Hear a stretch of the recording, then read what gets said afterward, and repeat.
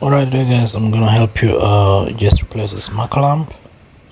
So guys, it's gonna be a simple process. You just turn your wheel to the side, and then guys, you open right here on the side. If there's something holding it guys, you just remove them.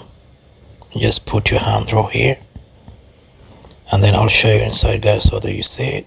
So guys, this is where our side marker lamp connector, so you turn it anti-clockwise to release it.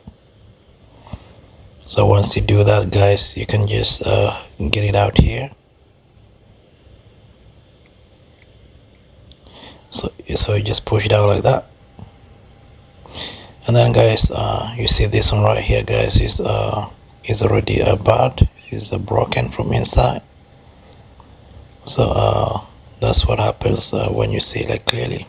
Okay, I'll get a new one guys like this. So it's good normally to test it when still outside.